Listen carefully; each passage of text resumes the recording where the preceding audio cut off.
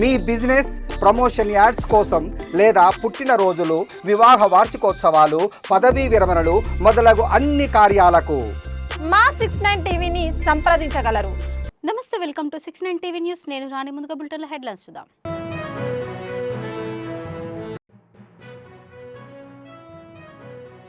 జయ జయ హే తెలంగాణ కవి అందశ్రీ ఇక లేరు. తెలంగాణ కవిత లోకానికి అపార నష్టం.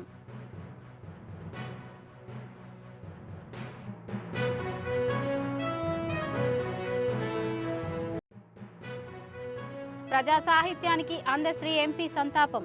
కవి చేసిన సేవలు అపారమైనవి. చామల కిరణ్ కుమార్ రెడ్డి.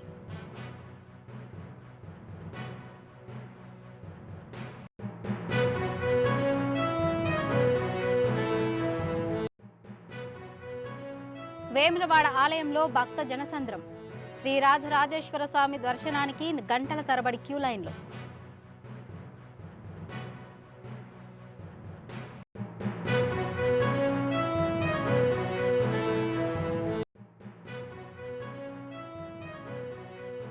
పన్నెండు రోజుల తర్వాత తెరుచుకున్న ఏడుపాయల ఆలయం. గర్భాలయంలో వనదుర్గ అమ్మవారు భక్తుల దర్శనం.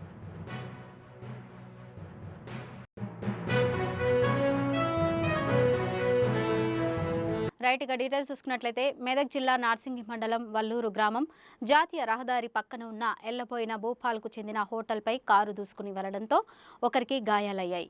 మరొకరికి పెను ప్రమాదం తప్పింది. గాయాలైన వ్యక్తి భీమరావుపల్లి గ్రామానికి చెందిన నర్సింగులుగా గుర్తించారు. ఒక ద్విచక్ర వాహనం పాక్షికంగా దెబ్బతిన్నది.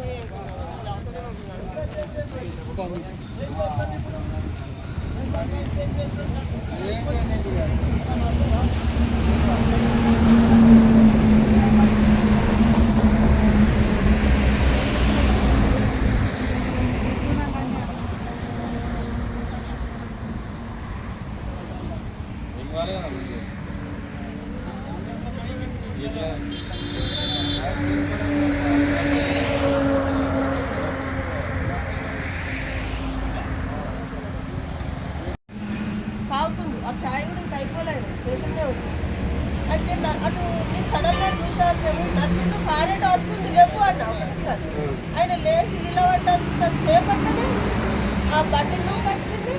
ఆయన ఒక అడగిట్లో కూర్చుంటే చనిపోతుండే పిల్లగాడు. నేను లేచి ఇటే పడ్డా, ఆయన లేచాము. ఆడ జరుగుడు సట్టం ఒకటే నిమిషం కూడా కాలేదు, అంత స్పాట్లో వచ్చింది. లేవు అన్నంత ఆయన బండి నలిగి నేను ఇటూరికి వచ్చిన నర్సింగ్ లేవు అన్న ఒకటి ఆడ కూర్చుంటే ఆయన చనిపో.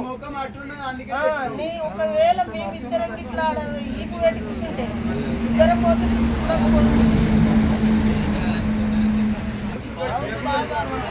విశాఖలోని ఏయూ ఇంజనీరింగ్ కళాశాల మైదానంలో ఈ నెల 14, 15వ తేదీలో జరగనున్న భాగస్వామ్య సదస్సుతో రాష్ట్రం మరింత అభివృద్ధి చెందుతుందని ఎంపీ భారత్ తెలిపారు. 400కి పైగా ఒప్పందాలు, 9 లక్షలకు పైగా పెట్టుబడులు వస్తాయని తెలిపారు. ఉపాధి అవకాశాలు కూడా మెరుగుపడతాయని అన్నారు. వారం 14-15వ తారీఖు మీ అందరికీ తెలుసు సిఐఐ నేషనల్ పార్ట్నర్షిప్ సమ్మిట్ విశాఖపట్నంలో జరగబోతుంది. ఇదొక కాన్ఫిడెన్స్ బూస్టింగే కాదు, ఒక సిగ్నల్ ప్రపంచవ్యాప్తంగా ఆంధ్రప్రదేశ్ పంపించాలని చాలా బలంగా ఆలోచిస్తుంది. సమాచారాల ప్రకారం ఇవాళ 410 MOUలు, ఇంచుమించు 9.8 lakh crore ఇన్వెస్ట్మెంట్స్ మీద MOUs ఈ సమ్మిట్లో సైన్ అవ్వబోతున్నాయి. అండ్ గతంలో ఎలాగైతే కూటమి ప్రభుత్వంలో 14-19 మధ్యలో చేశామో, ఇప్పుడు కూడా ఈ ఇన్వెస్టర్స్ అందరినీ. ప్రముఖ కవి రచయిత అందశ్రీ మరణ వార్త తీవ్ర దిగ్భ్రాంతిని కలిగించింది. తెలంగాణ సాహితీ లోకానికి, ముఖ్యంగా ప్రజా సాహిత్యానికి ఆయన చేసిన సేవలు అపారమైనవని ఎంపీ చామల కిరణ్ కుమార్ రెడ్డి అన్నారు. తెలంగాణ నేల నాటి ఆచార్య వ్యవహారాలు, సాంస్కృతిక విలువలు, సమాజ సమస్యలు, కార్మిక బహుజన జీవన సత్యాలను తన రచనల్లో ప్రతిబింబిస్తూ అందశ్రీ గారు ప్రజల గుండెల్లో చెరగని ముద్ర వేశారు. జయ జయ హే తెలంగాణ జననీ జనకేతనం అని తెలంగాణ రాష్ట్ర గీతంతో పాటు ఎన్నో విప్లవాత్మక మరియు సామాజిక అంశాలపై గేయాలు రచించారు.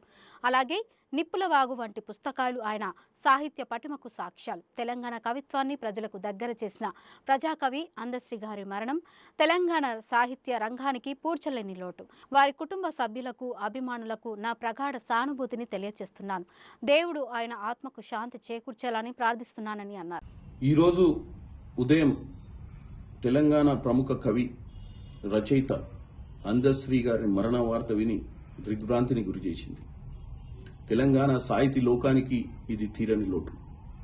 జయ జయ హే తెలంగాణ జనని జయకేతనం అని తెలంగాణ రాష్ట్ర గీతంతో పాటు విప్లవాత్మకమైనటువంటి మరియు సామాజిక అంశాలపై ఎన్నో గేయాలు రచించి తెలంగాణ సమాజాన్ని మేలుకొలిపినటువంటి వ్యక్తి అందశ్రీ గారు.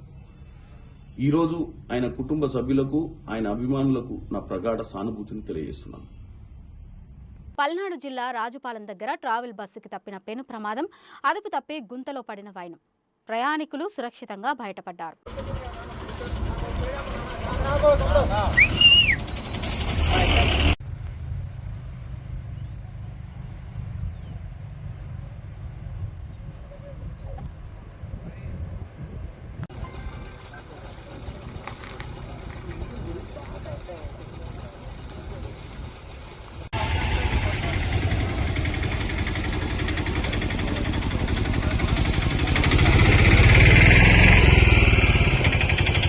వికారాబాద్ పరిగి ఆర్టీసీ డిపోలో దారుణం జరిగింది. ఆర్టీసీ ఎంప్లాయీ కుద్దూస్ను ఆర్టీసీ బస్సు ఢీకొట్టింది. తలకు తీవ్ర గాయం అవ్వడంతో అక్కడికక్కడే మృతి చెందాడు. డిపో నుండి బయటకు వస్తుండగా ముందు నుంచి బస్సు ఢీకొట్టిందని సిబ్బంది అంటున్నారు. పరిగి బస్ డిపోలో డిప్యూటీ సూపరింటెండెంట్ మెకానిక్గా మృతుడు పనిచేస్తున్నాడు. మరో 3 ఏళ్లు సర్వీస్ ఉండగా అదే డిపార్ట్మెంట్లో మృత్యువాత పడ్డాడు.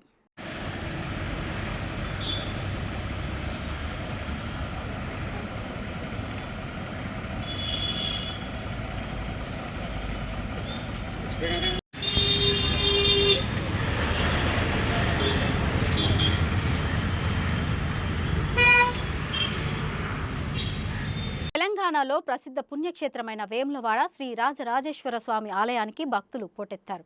కార్తీక మాసం 3వ సోమవారం సందర్భంగా భారీగా తరలివచ్చిన భక్తులతో వేములవాడ ఆలయం భక్త జనసంద్రంగా మారింది. బారులు తీరి భక్తులు ప్రత్యేక పూజలు, అభిషేకాలు నిర్వహించి స్వామివారిని దర్శించుకున్నారు.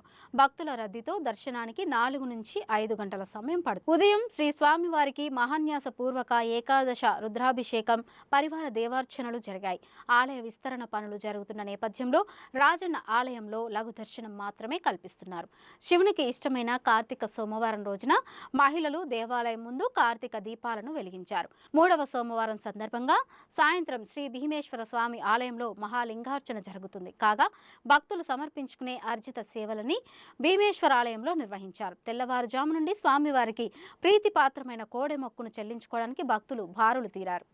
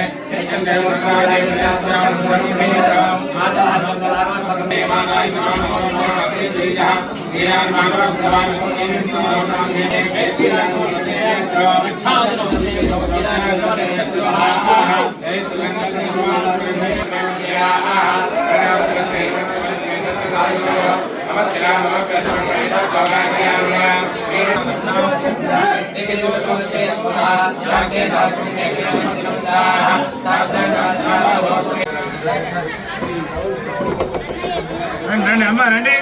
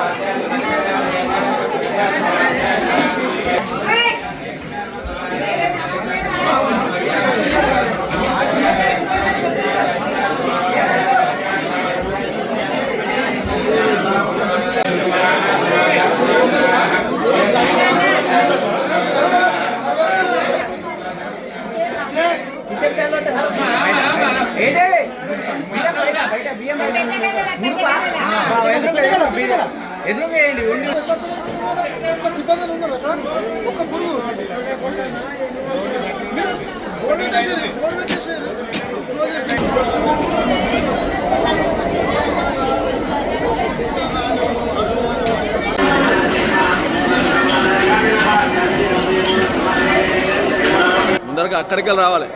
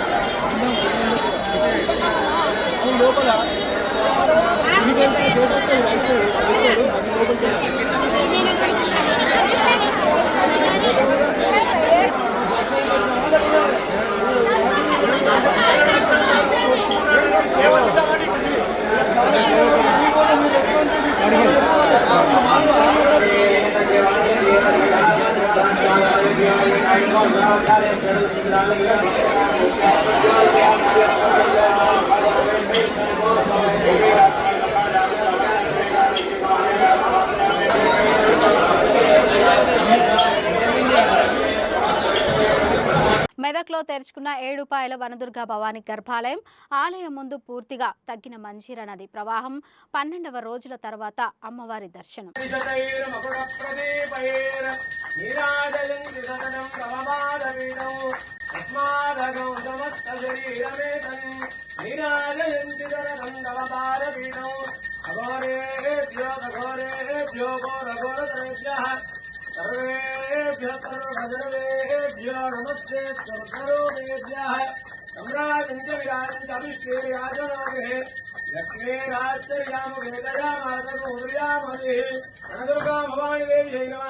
మంగళ నీరాజనం సమర్పయామి. జగదంబా మాతా కీ జై.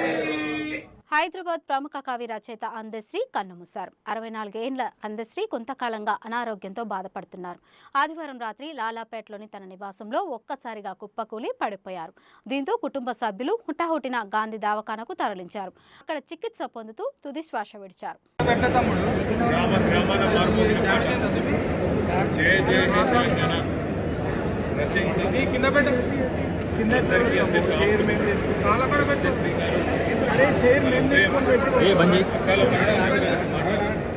వాళ్ళందరినీ కూడా తీవ్ర దిగ్భ్రాంతికి తీవ్రమైన బాధకు గురి చేసింది. పెద్దలు పద్మారావు గారు పొద్దున్నే ఫోన్ చేసి మరి ఈ రకంగా జరిగింది, గాంధీ హాస్పిటల్లో పొద్దున్నే వారు పరామర్శించడం జరిగింది.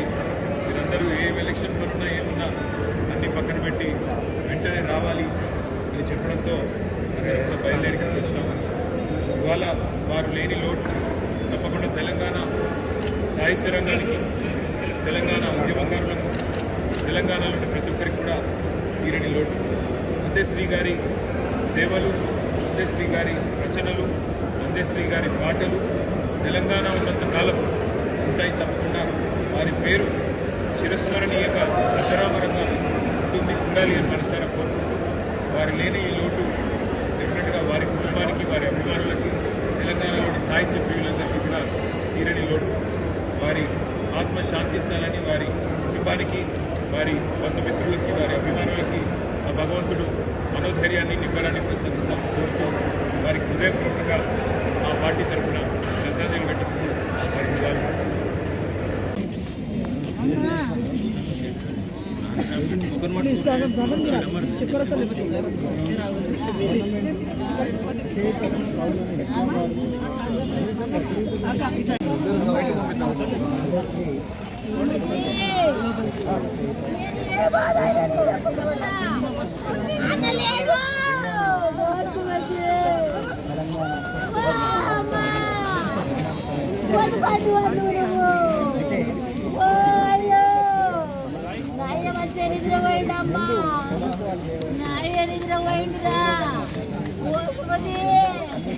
నేను ఎట్లుండాలి వాళ్ళ తమ్ముడు వచ్చిందా రేవంత్ మా తమ్ముడు ఎట్లా పోయించుకుంటారైనా పోయేది ఎలా జరుగుతుంది మా శ్రీనివాస్ రెడ్డి గారు.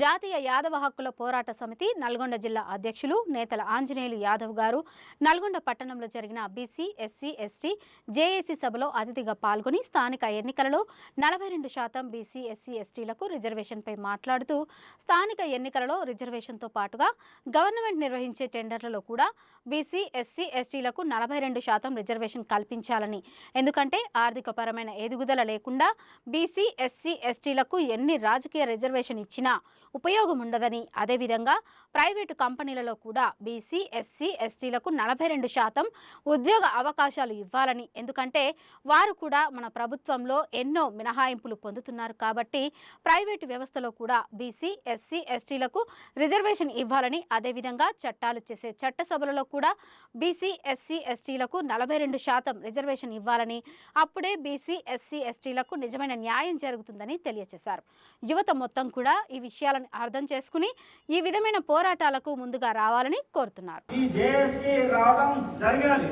నా పేరు నేతాల ఆంజనేయులు యాదవ్, నాంపల్లి మండల్. నేను వచ్చేసి జాతీయ యాదవ హక్కుల పోరాట సమితి నల్గొండ జిల్లా అధ్యక్షునిగా పనిచేస్తున్నాను. ఈ రోజు ఈ స్టేజ్ మీద కూర్చున్న మాకంటే కూడా ఇంత అర్ధరాత్రి మీరందరూ వచ్చి ఇంత వెయిట్ చేసి ఈ స్పీచ్ వింటున్నారంటే మీరు చాలా గొప్ప వాళ్ళని నేను భావిస్తున్నాను. ఇక్కడ వచ్చిన ప్రతి ఒక్కరు తలుచుకుంటే మన అధికారం రావడానికి ఎంతో దూరం లేదు. నా నేపథ్యం ఒక్క నిమిషం చెప్తాను.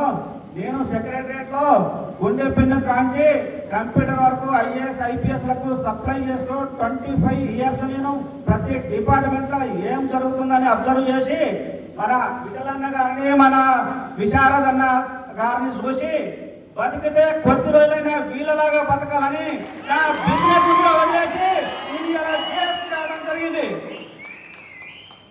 అయితే ఈరోజు మనల్ని ఎలా దోసుకుంటున్నారంటే, మనం బీసీ, ఎస్టీ, జేఏసీ తరఫున 42% మనం రిజర్వేషన్ అడుగుతున్నాం.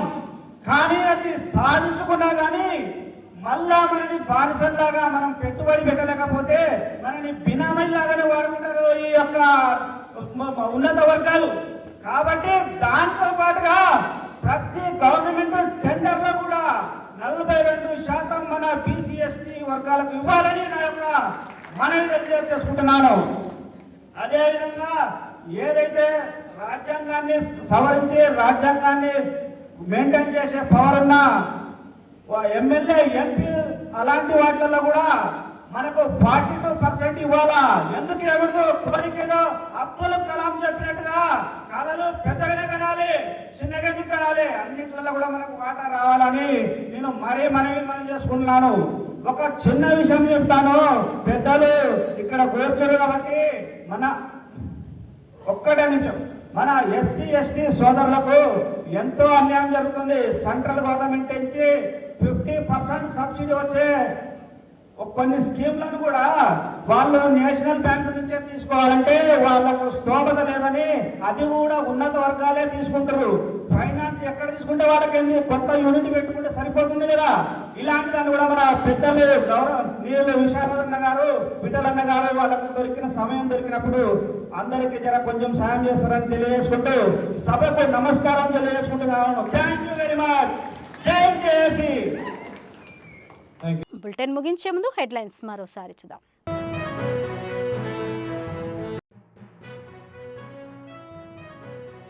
జయ జయ హే తెలంగాణ కవి అందశ్రీ ఇక లేరు. తెలంగాణ కవిత లోకానికి అపార నష్టం.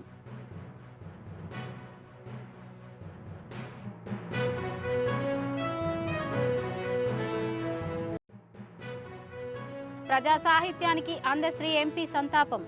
కవి చేసిన సేవలు అపారమైనవి. చామల కిరణ్ కుమార్ రెడ్డి.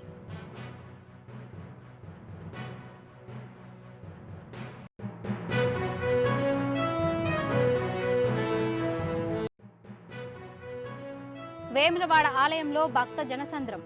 శ్రీ రాజరాజేశ్వర స్వామి దర్శనానికి గంటల తరబడి క్యూ లైన్లు.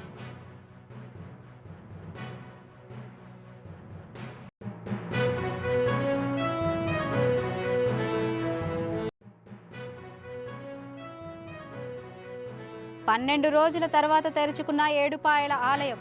గర్భాలయంలో వనదుర్గ అమ్మవారు భక్తుల దర్శనం.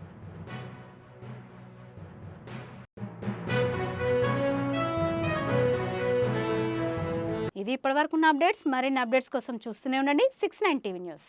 మీ బిజినెస్ ప్రమోషన్ యాడ్స్ కోసం లేదా పుట్టినరోజులు, వివాహ వార్షికోత్సవాలు, పదవీ విరమణలు మొదలగు అన్ని కార్యాలకు మా 69 టీవీని సంప్రదించగలరు.